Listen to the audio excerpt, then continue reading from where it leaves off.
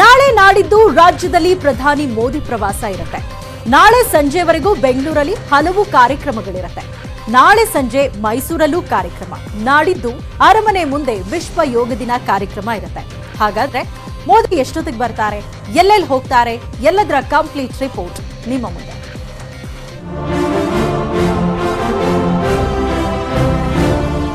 ಪ್ರಧಾನಿ ನರೇಂದ್ರ ಮೋದಿ ಅವರು ನಾಳೆ ಬೆಂಗಳೂರಿಗೆ ಬರ್ತಿದ್ದಾರೆ. ನಾಳೆ ಬೆಳಗ್ಗೆ 11:55ಕ್ಕೆ ಬೆಂಗಳೂರಿನ ಯಲಹಂಕದ ವಾಯುನೆಲೆಗೆ ಪ್ರಧಾನಿ ಬಂದು ಇಳಿತಾರೆ. ಯಲಹಂಕ ವಾಯುನೆಲೆಯಿಂದ ಹೊರಟು ಮಧ್ಯಾಹ್ನ 12:20ಕ್ಕೆ ಹೆಬ್ಬಾಳ ವಿಮಾನ ತರಬೇತಿ ಕೇಂದ್ರಕ್ಕೆ ಸೇನಾ ಹೆಲಿಕಾಪ್ಟರ್ನಲ್ಲಿ ಬಂದು ತಲುಪ್ತಾರೆ. ಮೋದಿ ಕಾರ್ಯಕ್ರಮ 1. ಮಧ್ಯಾಹ್ನ 12:30ಕ್ಕೆ ಬೆಂಗಳೂರಿನ ಐಐಎಸ್ಸಿ ಕೇಂದ್ರದಲ್ಲಿ ಮೆದುಳು ಸಂಶೋಧನಾ ಕೇಂದ್ರ ಉದ್ಘಾಟನೆ ಮಾಡ್ತಾರೆ. ಜೊತೆಗೆ 800 ಹಾಸಿಗೆ ಇರುವ ಬೃಹತ್ ಬಗ್ಜಿ ಪಾರ್ಥಸಾರಥಿ ಆಸ್ಪತ್ರೆ ನಿರ್ಮಾಣಕ್ಕೆ ಐಐಎಸ್ಸಿಯಲ್ಲಿ ಶಂಕುಸ್ಥಾಪನೆ ಮಾಡ್ತಾರೆ. ಮೋದಿ ಕಾರ್ಯಕ್ರಮ 2. ಐಐಎಸ್ಸಿ ಕಾರ್ಯಕ್ರಮ ಮುಗಿಸಿ ಪ್ರಧಾನಿ ಮೋದಿ ಅಂಬೇಡ್ಕರ್ ಕಾಲೇಜಿಗೆ ಬರ್ತಾರೆ. ಅಲ್ಲಿ ಅಂಬೇಡ್ಕರ್ ಪ್ರತಿಮೆ ಅನಾವರಣ ಮಾಡಲಿದ್ದು, ಬಳಿಕ ಬೇಸ್ ವಿಶ್ವವಿದ್ಯಾಲಯ ಉದ್ಘಾಟಿಸುತ್ತಾರೆ. ಆಮೇಲೆ ಐಟಿಐ ಹಬ್ ಲೋಕಾರ್ಪಣೆ ಮಾಡ್ತಾರೆ. ಮೋದಿ ಕಾರ್ಯಕ್ರಮ 3. ನಾಳೆ ಮಧ್ಯಾಹ್ನ 2:45ಕ್ಕೆ ಕೆಂಗೇರಿ ಬಳಿಯ ಕೊಮ್ಮಘಟ್ಟದಲ್ಲಿ ಸಾರ್ವಜನಿಕ ಸಮಾರಂಭ ಕಾರ್ಯಕ್ರಮದಲ್ಲಿ ಪ್ರಧಾನಿ ಭಾಗಿಯಾಗಲಿದ್ದಾರೆ. ಈಗಾಗಲೇ ಎಲ್ಲ ಸಿದ್ಧತೆಗಳು ಪೂರ್ಣವಾಗಿದೆ. ಕಾರ್ಯಕ್ರಮದಲ್ಲಿ ಮೊದಲು ಉಪನಗರ ರೈಲು ಯೋಜನೆಗೆ ಅಡಿಗಲ್ಲು ಹಾಕಲಿರುವ ಪ್ರಧಾನಿ ಬಳಿಕ ಸಾರ್ವಜನಿಕರನ್ನು ಉದ್ದೇಶಿಸಿ ಭಾಷಣ ಮಾಡಲಿದ್ದಾರೆ. ಮೋದಿ ಕಾರ್ಯಕ್ರಮ 4.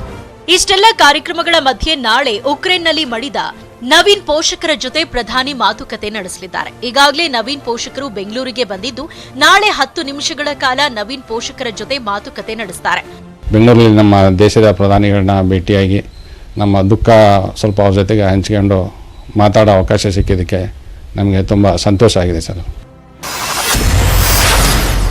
ಮೋದಿ ಕಾರ್ಯಕ್ರಮ 5.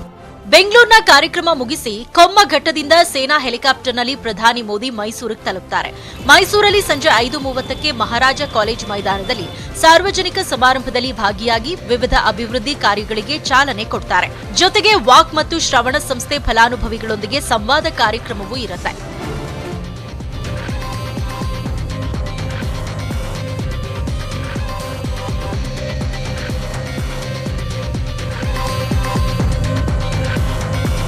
ಅಂತಾರಾಷ್ಟ್ರೀಯ ಯೋಗ ದಿನಾಚರಣೆ ಹಿನ್ನೆಲೆಯಲ್ಲಿ ಪ್ರಧಾನಿ ಮೋದಿ ನಾಳೆ ಮೈಸೂರಿಗೆ ಆಗಮಿಸ್ತಾ ಇದ್ದಾರೆ. ಆದ್ದರಿಂದ ಭದ್ರತೆಗೆ ಸಂಬಂಧಪಟ್ಟಂತೆ ತಯಾರಿಗಳು ಕೂಡ ಈಗಾಗಲೇ ಪೂರ್ಣಗೊಂಡಿದೆ. ಈಗಾಗಲೇ ಹೋಟೆಲ್, ಊಟ, ತಿಂಡಿಗೆ ಸಂಬಂಧಿಸಿದ ವ್ಯವಸ್ಥೆಯನ್ನು ಕೂಡ ಮಾಡಲಾಗಿದೆ.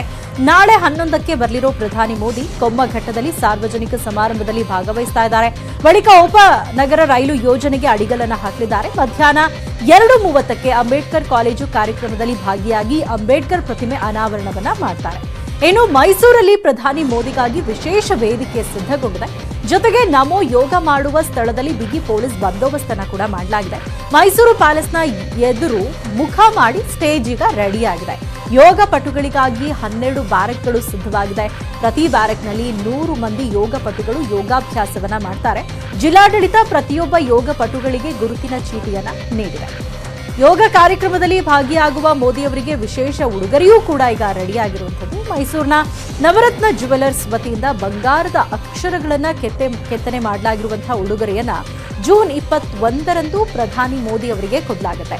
ಮೈಸೂರು ಅರಮನೆ ಮೋದಿ ಯೋಗದ ಭಂಗಿ ಹಾಗೂ ಮೋದಿಯವರ ಭಾವಚಿತ್ರಗಳನ್ನೊಳಗೊಂಡ ಬಂಗಾರದ ಲೇಪಿತ ಕೆತ್ತನೆಯ ಚಿತ್ರಪಟದಲ್ಲಿ ಯೋಗದ ಶ್ಲೋಕಗಳನ್ನು ಅಳವಡಿಕೆ ಮಾಡಲಾಗಿದೆ. ಈ ನೆನಪಿನ ಕಾಣಿಕೆಯನ್ನ ಥೈಲ್ಯಾಂಡ್ನಲ್ಲಿ ಮಾಡಿಸಿರುವಂಥದ್ದು ವಿಶೇಷವಾಗಿದೆ. ಪ್ರಧಾನಿ ಕಾರ್ಯಕ್ರಮಕ್ಕೆ ರಜೆ ನೀಡಿರೋ ಬಗ್ಗೆ ಡಿಕೆ ಶಿವಕುಮಾರ್ ಅವರು ಕೂಡ ಮಾತಾಡಿದ್ದಾರೆ. 2 ದಿನಗಳ ಕಾಲ ರಾಜ್ಯ ಪ್ರವಾಸದಲ್ಲಿ ಪ್ರಧಾನಿ ನರೇಂದ್ರ ಮೋದಿ ಅವರಿದ್ದಾರೆ. ನಾಳೆ ಬೆಂಗಳೂರಿಗೆ ಬರ್ತಿದ್ದಾರೆ. ಇಲ್ಲಿ ಆಯೋಜನೆ ಮಾಡಿರುವಂತಹ ಹಲವಾರು ಕಾರ್ಯಕ್ರಮಗಳನ್ನು ಉದ್ಘಾಟನೆ ಮಾಡಿ ಕಾರ್ಯಕ್ರಮದಲ್ಲಿ ಪಾಲ್ಗೊಂಡು ಆನಂತರ ಸಂಜೆ ವೇಳೆಗೆ ಅವರು ಮೈಸೂರನ್ನ ತಲುಪಲಿದ್ದಾರೆ. ಇನ್ನು ನಾಡಿದ್ದು ವಿಶ್ವ ಯೋಗ ದಿನ ಇರೋ ಹಿನ್ನೆಲೆಯಲ್ಲಿ ಸಕಲ ರೀತಿಯಲ್ಲೂ ಕೂಡ ಸಾಂಸ್ಕೃತಿಕ ನಗರಿ ಮೈಸೂರು ಸರ್ವಸನ್ನದ್ಧವಾಗಿದೆ. ಫಲಕವನ್ನು ಸಿದ್ಧಪಡಿಸಿಕೊಂಡು ಕೊಟ್ಟಿದ್ದಾರೆ. ಆ ಫಲಕದಲ್ಲಿ ಮೈಸೂರು ಅರಮನೆಯ ಬ್ಯಾಕ್ಗ್ರೌಂಡ್ ಇದೆ, ಮೋದಿಜಿಯವರು ಯೋಗ ಮುದ್ರೆಯಲ್ಲಿರುವಂತಹ ಫೋಟೋ ಇದೆ. ಹಾಗೂ 2015ರಲ್ಲಿ ಮೊದಲನೇ ವಿಶ್ವ ಯೋಗ ದಿನ ನಡೆದಾಗ ಮೋದಿಜಿಯವರು ಹೇಳಿದಂತಹ ಶ್ಲೋಕ ಹಾಗೂ ಮೈಸೂರಿಗಿರುವಂತಹ ಯೋಗದ ಹಿನ್ನೆಲೆ ಅದನ್ನು ಅವರು ಮನಗಂಡು ಅದಕ್ಕೆ ಒಂದು ಮನ್ನಣೆಯನ್ನು ಕೊಟ್ಟು ಮೈಸೂರಿಗೆ ಬರ್ತಾ ಇರೋದಕ್ಕೋಸ್ಕರ ಅವರಿಗೆ ಧನ್ಯವಾದವನ್ನು ಹೇಳಿರುವಂಥ ಸಂದೇಶ ಇದಿಷ್ಟನ್ನು ಕೂಡ ಸುವರ್ಣ ಲೇಪಿತ ಅಕ್ಷರಗಳಲ್ಲಿ ಅದನ್ನು ಮುದ್ರಿಸಿ ಕೊಟ್ಟಿದ್ದಾರೆ.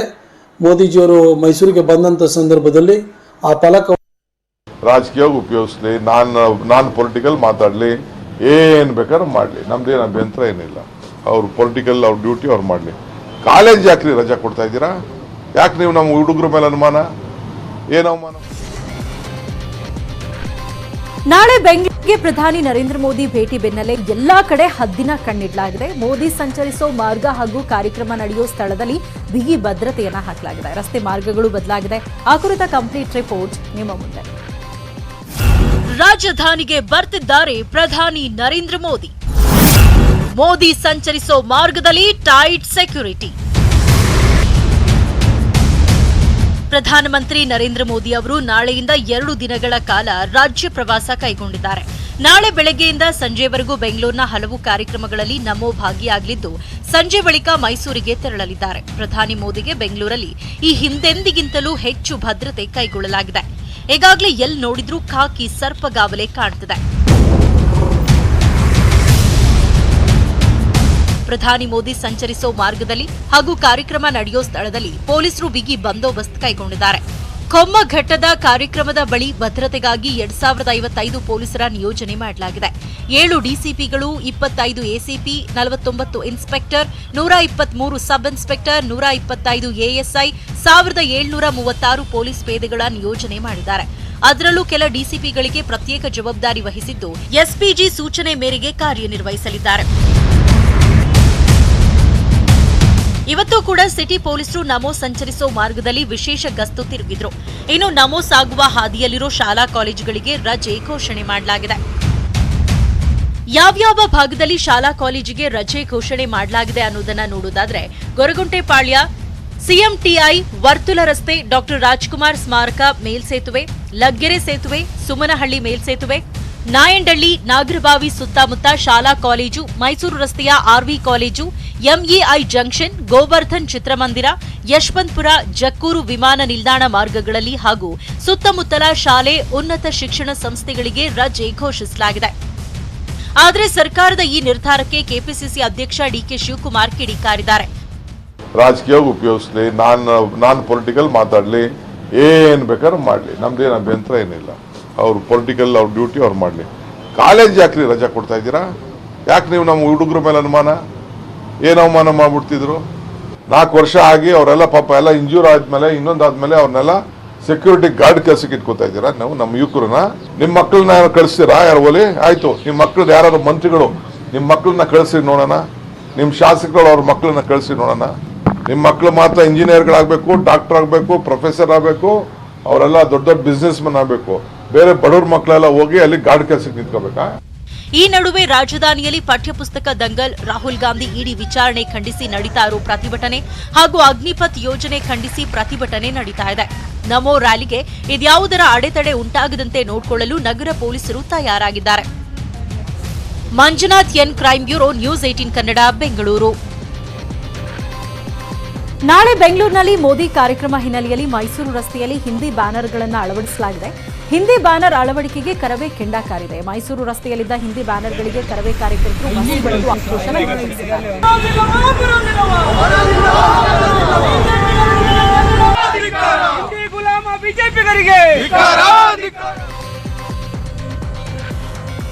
ಕಾಂಗ್ರೆಸ್ ನಾಯಕರು ಅಗ್ನಿಪಥ ವಿರುದ್ಧ ಇವತ್ತು ಬೀದಿಗಿಳಿದಿದ್ರು. ಅಗ್ನಿಪಥ್ ಯೋಜನೆಯನ್ನೇ ಕೈಬಿಡಿ ಅಂತ ಗುಡುಗಿದ್ರು. ಆದರೆ ಪ್ರಧಾನಿ ಮೋದಿಯವರೇ ಅದಕ್ಕೆ ಉತ್ತರ ಕೊಟ್ಟಿದ್ದಾರೆ. 3 ಸೇನೆಯ ಮುಖ್ಯಸ್ಥರು ಯೋಜನೆ ಕೈ ಬಿಡಲ್ಲ ಅಂತ ಕಡ್ಡಿ ತುಂಡಾದಂತೆ ಉತ್ತರ ಕೊಟ್ಟಿದ್ದಾರೆ.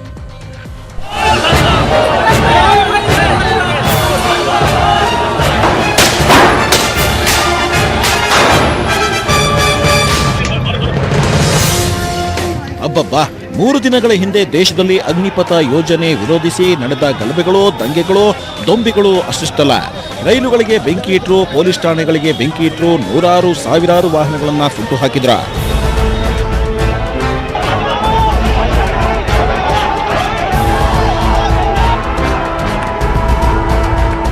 ಮೂರು ದಿನಗಳಿಂದ ದೇಶವನ್ನೇ ತಲ್ಲಣ ಎಬ್ಬಿಸಿದ್ದ ಅಗ್ನಿಪಥದ ಆಕ್ರೋಶ ಕಿಚ್ಚು ಇವತ್ತು ಕಡಿಮೆ ಆಗಿತ್ತು.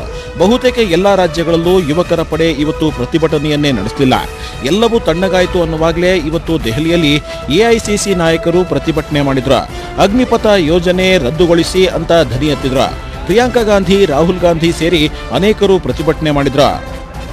मैं आपसे कहना चाहती हूं कि आपका दर्द हम समझते हैं, पूरा देश समझ रहा है, पूरा देश देख रहा है।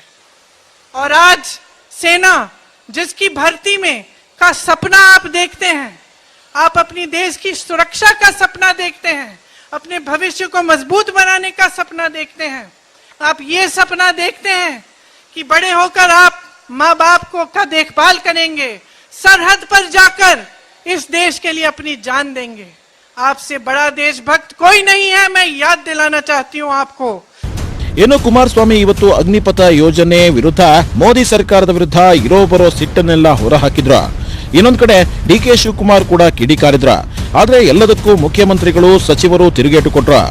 ಅಗ್ನಿಪಥ್ ಅಂತಕ್ಕಂಥದ್ರ ಮುಖಾಂತರ ಈ ಒಂದು ಹೊಸ ಹೆಸರನ್ನಿಟ್ಟು 10 ಲಕ್ಷ ಜನ ಹೊಸದಾಗಿ ಆಯ್ಕೆ ಮಾಡಿ ಅಂತ ಹೇಳಿ ಈಗೇನು ತೀರ್ಮಾನ ತಗೊಂಡಿದ್ದಾರೆ, ಮಾಡ್ತೀವಿ ಅಂತ ಸರ್ಕಾರ. ಇವರಿಗೆ ಇಲ್ಲ ಡಿಫೆನ್ಸಿಂದ ಯಾರಾದ್ರೂ ಅಲ್ಲಿ ಅಧಿಕಾರಿಗಳು ಇವರಿಗೆ ಸಲಹೆ ಕೊಟ್ಟಿರೋದು, ಇದು ಯಾರು ಸಲಹೆ ಕೊಟ್ಟಿರೋದು? ಇದನ್ನ ಕಾಂಗ್ರೆಸ್ಸು ಬೆಂಕಿಯಲ್ಲಿ ತುಪ್ಪ ಹಾಕೋ ಕೆಲಸ ಧರಣಿ ಮಾಡ್ತಿರೋದು ಸಾಕ್ಷಿಯಾಗಿದೆ. ಈ ನೆಪದಲ್ಲಿ ಬೆಂಕಿ ಹಚ್ಚೋದು, ಟ್ರೈನ್ಗಳು ಬೆಂಕಿ ಹಚ್ಚೋದು ಇವು ಕೂಡ ಖಂಡಿತವಾಗಿಯೂ ಕ್ಷಮೆ ಮಾಡದಿರುವಂಥ ಅಪರಾಧಗಳು. ಇದೊಂದು ಜವಾಬ್ದಾರಿತವಾಗಿ ಯಾರೂ ಮಾಡೋದಿಲ್ಲ. ಇದರಿಂದ ರಾಜಕೀಯ ಪ್ರೇರಣೆ ಇರುವಂಥದ್ದು ಬಹಳ ಸ್ಪಷ್ಟ. ಆ ಹುಡುಗರುಗಳೇನು ವಿದ್ಯಾಭ್ಯಾಸ ಮಾಡೋದು ಬೇಡವಾ? ಡಿಗ್ರಿ ಪಾಸ್ ಮಾಡೋದು ಬೇಡವಾ? ಫ್ರೀ ಎಜುಕೇಶನ್ ಕೊಡಬೇಕು ಅಂತ ನಾವು ಹೋರಾಟ ಮಾಡ್ತಾ ಇದೀವಿ. ಮಕ್ಕಳಿಗೆ ವಿದ್ಯಾಭ್ಯಾಸ 17 ವರ್ಷಕ್ಕೆ ತಗೊಂಡು 4 ವರ್ಷ ಅವ್ರ ಕೈಲಿ ಟ್ರೈನಿಂಗ್ ಮಾಡಿಬಿಟ್ಟು ಅವರೆಲ್ಲ ಗಾರ್ಡ್ ಕೆಲಸಕ್ಕೆ 25% ತಗೊಳ್ತಾರೆ. ಇವತ್ತು ಈ ಅಗ್ನಿಪಥ ವಿಚಾರದಲ್ಲಿ ಬಹಳಷ್ಟು ಮಂದಿ ರಾಜಕಾರಣವನ್ನು ಮಾಡ್ಕೊಂಡು ಹೋಗ್ತಾ ಇದ್ದಾರೆ. ಈ ರಾಜಕಾರಣ ಮಾಡ್ಕೋದ್ರಿಂದ ಬೇರೆ ದೇಶಗಳಲ್ಲಿ, ಇಸ್ರೇಲ್ ಅಂತ ದೇಶಗಳಲ್ಲಿ ಹೋಲಿಸಿದ್ರೆ ಪ್ರತಿಯೊಬ್ಬ ಮನೆಯಲ್ಲಿದ್ದಂಥ ಪ್ರತಿಯೊಬ್ಬ ಯುವಕ ಇವತ್ತು ಸೇನೆಗೆ ಸೇರಬೇಕು, ಆರ್ಮಿಗೆ ಸೇರ್ಬೇಕನ್ನಂಥದ್ದು ಅವರು ಅಲ್ಲಿ ಕಾನೂನೇ ಮಾಡ್ಕೊಂಡು ಕುಂತಾರೆ. ಇವ್ರಿಗೆ ಯಾಕೆ ಇಷ್ಟೊಂದು ಉರಿತದ ಅಂತೇಳಿ ಒಂದು ಗೊತ್ತಾಗ್ತಾ ಇಲ್ಲ. ಅಗ್ನಿಪಥ ವಿರೋಧಿಗಳಿಗೆ ಪ್ರಧಾನಿ ಮೋದಿ ಉತ್ತರ. ರಾಜಕೀಯ ಬಣ್ಣ ಬಳೆಯದಂತೆ ಮೋದಿ ಕಟ್ಟೆಚ್ಚರ. 4 ದಿನಗಳಿಂದ ಪ್ರಧಾನಿ ಮೋದಿ ಮೌನವಾಗಿದ್ರು. ಆದ್ರೆ ಇವತ್ತು ಅಗ್ನಿಪಥ ಯೋಜನೆ ಮೂಲಕ 46,000 ಅಗ್ನಿವೀರರ ನೇಮಕವನ್ನ ವಿರೋಧಿಸುವ ವಿರೋಧಿಗಳಿಗೆ ಮೋದಿ ಉತ್ತರ ಕೊಟ್ಟಿದ್ದಾರೆ. हमारे देश का दुर्भाग्य है कि बहुत सी अच्छी चीजें, अच्छे उद्देश्य से की गई चीजें वो ऐसी राजनीति के रंग में फंस जाती हैं. ಯಾರು ಎಷ್ಟೇ ವಿರೋಧ ಮಾಡಿದ್ರು ಅಷ್ಟೇ ಅಗ್ನಿಪಥ್ ನೇಮಕಾತಿ ಆದೇಶ ಹಿಂಪಡೆಯಲ್ಲ. ಈ ಮಾತನ್ನ ಹೇಳಿದ್ದು ಭಾರತೀಯ ಸೇನೆಯ ಹಿರಿಯ ಅಧಿಕಾರಿಗಳು. ನಿನ್ನೆಯಿಂದಲೂ ಸರಣಿ ಸಭೆ ನಡೆಸುತ್ತಿರುವ ರಕ್ಷಣಾ ಸಚಿವ ರಾಜನಾಥ್ ಸಿಂಗ್ ಅಗ್ನಿಪಥ ನೇಮಕಾತಿ ಯೋಜನೆಯಲ್ಲಿ ಕೆಲವು ತಿದ್ದುಪಡಿ ಮಾಡಿದ್ರು. ಇವತ್ತು ಸೇನಾ ಮುಖ್ಯಸ್ಥರುಗಳ ಜೊತೆ ಸಭೆ ಮಾಡಿದ್ರು. ಸಭೆ ಬಳಿಕ 3 ಸೇನಾ ಮುಖ್ಯಸ್ಥರು ಮಾಧ್ಯಮಗಳ ಮೂಲಕ ಯೋಜನೆ ಹಿಂದಕ್ಕೆ ಪಡೆಯೋದಿಲ್ಲ ಅಂತ ಸ್ಪಷ್ಟಪಡಿಸಿದ್ರು. केवल 46,000 वैकेंसीज थी, बट किसी वजह से ये पूरी दौड़ 14 तारीख से इन 46,000 वैकेंसीज की तरफ चली गई और उसमें आप लोगों का योगदान काफी है. ये रिफॉर्म लॉन्ग पेंडिंग था. 1989 में ये काम शुरू हुआ था. हमारी तमन्ना थी कि ये काम शुरू हो, बट उसकी और भी कई सारी पहलू थे. वो चाहता था कि ऑफिसर की एज कम हो, कमांडिंग ऑफिसर की एज कम हो, टीथ टू टेल रेशियो कम हो, तो एक एक करके ये काम शुरू करा गया. ಅಗ್ನಿಪಥ್ ನೇಮಕಾತಿ ಯೋಜನೆ ರಾಜಕೀಯ ಬಣ್ಣ ಪಡೆದುಕೊಳ್ಳಲಿ ಬಿಡಲಿ, ಜೂನ್ 24ರಿಂದ ನೇಮಕಾತಿ ಪ್ರಕ್ರಿಯೆ ಶುರುವಾಗುತ್ತೆ. ಡಿಸೆಂಬರ್ 30ಕ್ಕೆ ಅಗ್ನಿವೀರರಿಗೆ ತರಬೇತಿಯೂ ಶುರುವಾಗುವುದು ನಿಶ್ಚಿತ. Bureau report, news 18 Kannada. Rahul Gandhi ಕೊಟ್ಟಿದ್ದ ಬೆಂಕಿ ಹೇಳಿಕೆ ವೈರಲ್ ಆಗಿದೆ. ಕಾಂಗ್ರೆಸ್ ನವಸಂಕಲ್ಪ ಯಾತ್ರೆಯ ಹೇಳಿಕೆ ಇದೀಗ ಫುಲ್ ವೈರಲ್ ಆಗ್ತಾ ಇದೆ. ಟ್ವಿಟರ್ನಲ್ಲಿ ವಿಡಿಯೋವನ್ನ ಹರಿಬಿಟ್ಟಿದ್ದಾರೆ ಬಿಜೆಪಿಯ ಅಮಿತ್ ಮಾಳವಿಯಾ. ರಾಹುಲ್ ಗಾಂಧಿ ಅವರು ಕೊಟ್ಟಿದ್ದಂತಹ ಒಂದು ಬೆಂಕಿ ಹೇಳಿಕೆ ಏನಿದೆ ಇದು ಈಗ ಫುಲ್ ವೈರಲ್ ಆಗಿದೆ. ಕಾಂಗ್ರೆಸ್ ನವಸಂಕಲ್ಪ ಯಾತ್ರೆಯ ಹೇಳಿಕೆ ಈಗ ಫುಲ್ ವೈರಲ್ ಆಗಿರುವಂಥದ್ದು. ಟ್ವಿಟರ್ನಲ್ಲಿ ಈ ಒಂದು ವಿಡಿಯೋವನ್ನ ಹರಿಬಿಟ್ಟಿದ್ದಾರೆ ಬಿಜೆಪಿಯ ಅಮಿತ್ ಮಾಳವಿಯಾ ಅವರು. ಈಗ ಹೋರಾಟ ಶುರುವಾಗಿದೆ, ಮುಂದೆ ನಿಮಗೆ ಗೊತ್ತಾಗುತ್ತೆ, ಹಿಂದೂಸ್ತಾನದಲ್ಲಿ ಬೆಂಕಿ ಬೀಳುತ್ತೆ, ಮುಂದೆ ನೋಡ್ತಾ ಇರಿ. ಎಐಸಿಸಿ ಸಭೆಯಲ್ಲಿ ರಾಹುಲ್ ಗಾಂಧಿ ಈ ರೀತಿಯಾದಂತಹ ಒಂದು ಸ್ಟೇಟ್ಮೆಂಟ್ ಅನ್ನ ಕೊಟ್ಟಿದ್ರು. ಈಗ ಈ ಒಂದು ಹೇಳಿಕೆ ಸಿಕ್ಕಾಬಟ್ಟೆ ವೈರಲ್ ಆಗ್ತಾ ಇದೆ. ಈ ಒಂದು ವಿಡಿಯೋವನ್ನ ಕೂಡ ಟ್ವಿಟರ್ನಲ್ಲಿ ಬಿಜೆಪಿಯ ಅಮಿತ್ ಮಾಳವಿಯಾ ಅವರು ಹರಿಬಿಟ್ಟಿದ್ದಾರೆ. शुरू हुई है।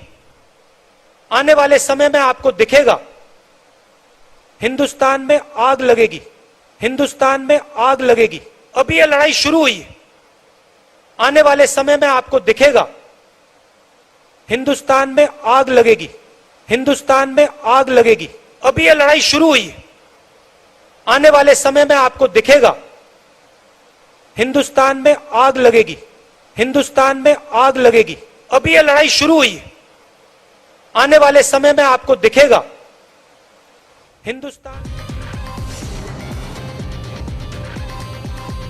ರಾಜಸ್ಥಾನದಲ್ಲಿ ನಡೆದಂತಹ ನವಸಂಕಲ್ಪ ಯಾತ್ರೆಯ ಸಂದರ್ಭದಲ್ಲಿ ರಾಹುಲ್ ಗಾಂಧಿ ಅವರು ಮಾತಾಡುವಂತಹ ಟೈಮಲ್ಲಿ ಈ ಒಂದು ಸ್ಟೇಟ್ಮೆಂಟ್ ಅನ್ನ ಕೊಟ್ಟಿರ್ತಾರೆ.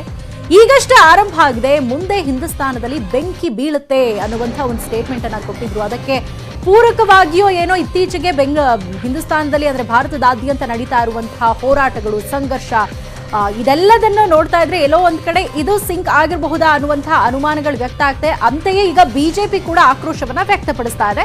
ಈ ಒಂದು ಸ್ಟೇಟ್ಮೆಂಟ್ ಇರುವಂತಹ ವಿಡಿಯೋವನ್ನ ಟ್ವಿಟರ್ ನಲ್ಲಿ ಹಾಕಿ. Welcome back. ದೇವಸ್ಥಾನದ ಜಾಗದ ವಿಚಾರಕ್ಕೆ ಎರಡು ಗುಂಪುಗಳ ನಡುವೆ ಗಲಾಟೆಯಾಗಿದೆ. ಘರ್ಷಣೆಯಲ್ಲಿ ಓರ್ವ ಹತ್ಯೆಯಾದ ಘಟನೆ ಬೆಳಗಾವಿಯ ಗೌಂಡವಾಡ ಗ್ರಾಮದಲ್ಲಿ ನಡೆದಿದೆ. ಗ್ರಾಮದಲ್ಲಿ ಕಾರಭೈರವನಾಥ, ಲಕ್ಷ್ಮೀ, ಬಸವೇಶ್ವರ ದೇವಸ್ಥಾನಗಳಿವೆ. ಈ ದೇಗುಲಕ್ಕೆ ಸೇರಿದ 27 ಎಕರೆ ಜಾಗವನ್ನು ದುರ್ಬಳಕೆ ಮಾಡಿಕೊಂಡಿದ್ರು. ಇದನ್ನ ಪ್ರಶ್ನಿಸಿ ಕೋರ್ಟ್ ಕಟಕಟೆ ಹತ್ತಿದ ಹೋರಾಟಗಾರ ಸತೀಶ್ ಪಾಟೀಲ್ ಎಂಬಾತನನ್ನ ಕೊಚ್ಚಿ ಕೊಲೆಗೈದಿದ್ದಾರೆ. ವಿಷಯ ಗೊತ್ತಾಗಿ ಕೆರಳಿದ ಗ್ರಾಮಸ್ಥರು 4 ಕಾರು, 1 ಟ್ರ್ಯಾಕ್ಟರ್, 2 ಟೆಂಪೋಗೆ ಬೆಂಕಿ ಹಚ್ಚಿದ್ದಾರೆ. ಇನ್ನು ಸತೀಶ್ ಹತ್ಯೆಗೆ ಸಂಬಂಧಿಸಿದಂತೆ ಒಟ್ಟು 7 ಆರೋಪಿಗಳನ್ನ ಬಂಧಿಸಲಾಗಿದೆ. ಗಲಭೆ ಮಾಡಿದ 19 ಜನರನ್ನ ವಶಕ್ಕೆ ಪಡೆದಿದ್ದಾರೆ. ಇಡೀ ಗೌಂಡವಾಡ ಗ್ರಾಮ ಈಗ ಬೂದಿ ಮುಚ್ಚಿದ ಕೆಂಡದಂತಾಗಿದೆ.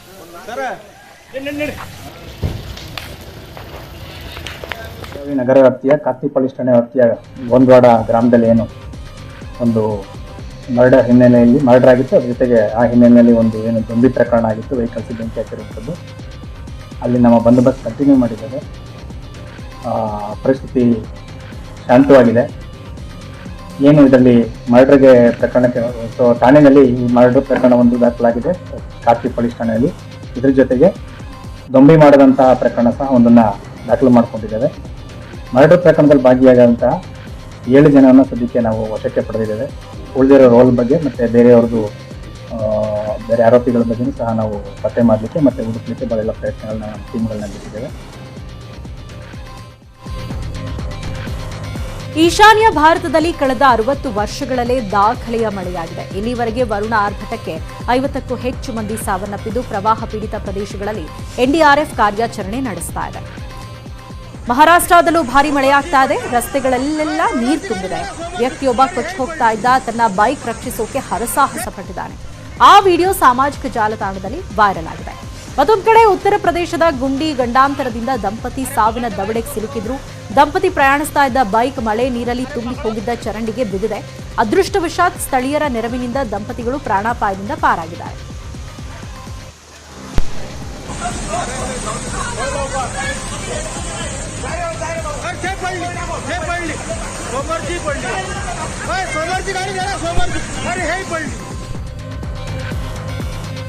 ಬೆಂಗಳೂರಿನ ಅರಮನೆ ಮೈದಾನದಲ್ಲಿ ಮಣ್ಣು ಉಳಿಸಿ ಅಭಿಯಾನ ಕಾರ್ಯಕ್ರಮ ನಡೆಯಿತು. ಮಣ್ಣು ಉಳಿಸಲು ಜಗತ್ತು ಸುತ್ತಿ ಬಂದ ಸದ್ಗುರು ಇಂದು ಬೆಂಗಳೂರಿಗೆ ಬಂದಿದ್ರು. ಮಣ್ಣು ಉಳಿಸುವ ನಿಟ್ಟಿನಲ್ಲಿ ಇಂದು ಸರ್ಕಾರದೊಂದಿಗೆ ಇಶಾ ಫೌಂಡೇಶನ್ ಒಡಂಬಡಿಕೆ ಮಾಡಿಕೊಂಡಿದೆ.